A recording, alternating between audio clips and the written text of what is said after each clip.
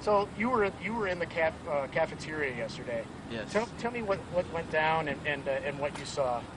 Well, for every day before health, we go to the cafeteria and watch the announcements. And right as the announcements ended, my teacher told us that we can start heading to the trailer. And the first couple of steps, we heard this loud boom time thing, like popping chips, a chip bag, and we weren't sure what to think of it. And so we were looking around, and then I heard the next 4 shots, and I saw the guy holding a gun, and then I saw the people trying to duck down from it. And then from there, me and my friends, I started yelling "Go!" and we ran outside into Maple Elementary across the street as fast as we could, and that's pretty much what happened. Did you know the shooter at that point? I did not know him. It was my first year at Chardon, so I did not know him.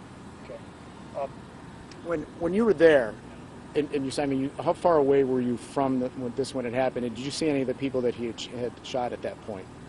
I was about 15 feet, 15 to 10 feet, and I personally did not see anyone, but my friend said he saw one of the people fall, so. Tell me about the coach that ended up chasing him. Was he in there? And tell me what his actions were and what he did at that point. Well, when I was in there, the first boom, he asked what it was in a stern voice, and then the next shots came, and we were all just so shocked, and we ran out. That's pretty much all I remember seeing it. Did TJ still have the gun in his hand when you left? Yes, he did. What was he doing with it? He was just holding it. That's the last thing I saw him do. He was just holding it a straight position, and so. Tell me about kind of what everyone. How many exits there were and what everyone was doing at that point. Everybody kind of fly over each other. Kind of set the scene for me a bit. Well, there's 3 exits out of the cafeteria, but he was pretty much at the second one, so there's pretty much only one exit that we could go for and feel safe.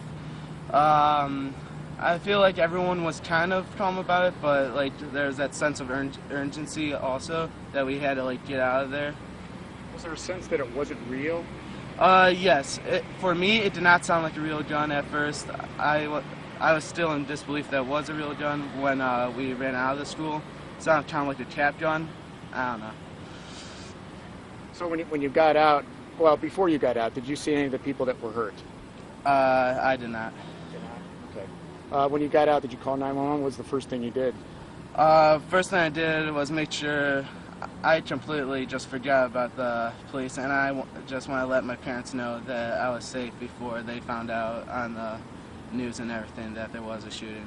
How relieved were they at that point? They were very relieved. Tears were shed over the phone, and I was happy also. Thanks a lot, Jason. Appreciate it. Yeah, can I talk to you for a second? Pass? Okay. I was just going to ask you what you thought when you got this call. This isn't something that all parents want to even go through. So can you just tell me how relieved you were at that point? When you got that phone call, you heard this thing. We hear about these things all over the country, but when you heard that, how relieved were you about that phone call? Well, I wasn't relieved because nobody knew what was going on. It took me about 15 minutes to get up to the school. There were other parents there. The police did an excellent job. They had it cordoned off, but we were still able to get pretty close to the school. And no one knew. They said there was a second shooter at first, and that the original one of the shooters got out, ran towards the tennis courts. So they told us to stay there because they didn't know exactly what was going on. But I had talked to Jason after that. He had gotten out of the school, but that first phone call is terrifying. And then the towers, the cell phone towers were overloaded. So the kids were having a hard time calling out, texting out. The parents, everybody had their phone up to their ear trying to make calls and that, but everything was jammed up. So it was difficult. Conversation at home last night. It was tough. He's handling it pretty well so far. We're going to go to the vigil tonight, which I'm sure most of the people from Chardon are going to be there. But we're going to watch him.